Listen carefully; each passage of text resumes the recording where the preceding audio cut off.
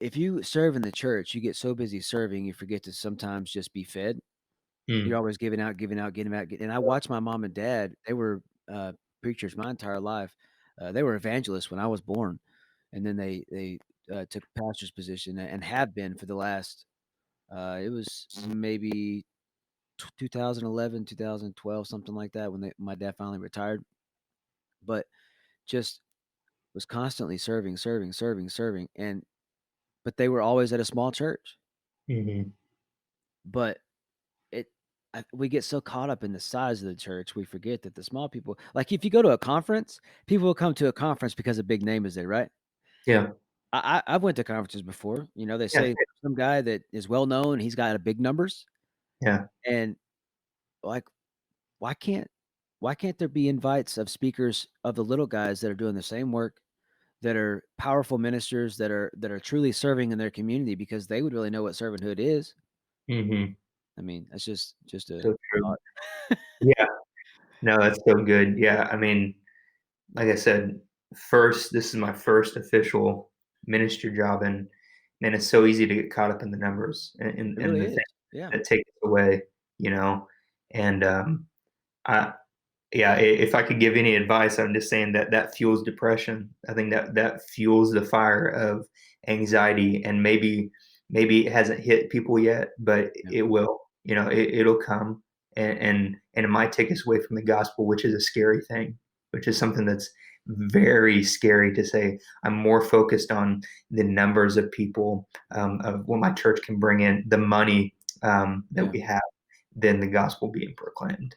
And there's actually if you do any in-depth biblical study, prophets, and Psalms, I mean, you hear up and down of acts and saying of depression, like, "God, where are you?" "What's going on?" I mean, Mhm. that's kinda what it is. We just have it written down so we can see it. And I don't remember if it was Elijah or Elisha, but one of them was known for being one of the major prophets was known for being depressed. Mhm.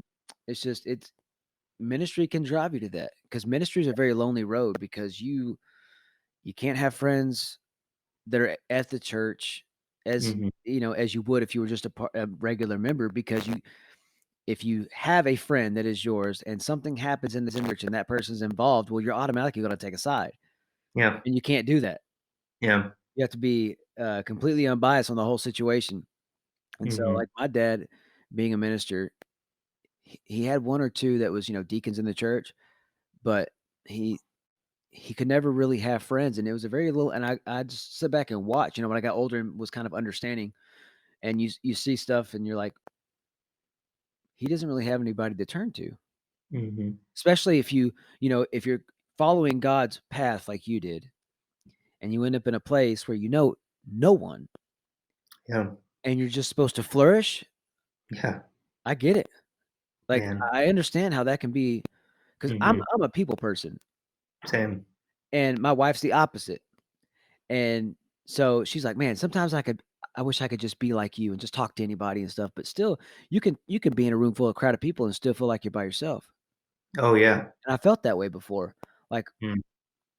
being being a social butterfly that I am, when I was going through my depression, and it wasn't due to ministry, but it still applies everywhere. I would have people trying to talk to me, reaching out to me. My dad, he didn't really understand at the time, and he was like, "Just go get a job, get your mind off of things." I mean, I got an adult living there rent free, but, Yeah. and it was just I didn't wanna talk to anybody, I didn't wanna accomplish anything, I didn't wanna move forward, and that was if I could give advice for anybody, the best advice I could give is just keep trying to move forward, Mhm. because being stale and stagnant will also bleed into your spirit, and you'll also become spiritually stale and stagnant and become complacent and then burn out. And why am I Mhm. here? Then you lose your passion. And if you're not passionate about something, you don't have a call or a pull towards something, you end up feeling like you're just spinning your wheels for no reason at all, or nobody cares that I'm here. I'm not making a change. Like, God, why did you even call me here? Why am I here? Mhm.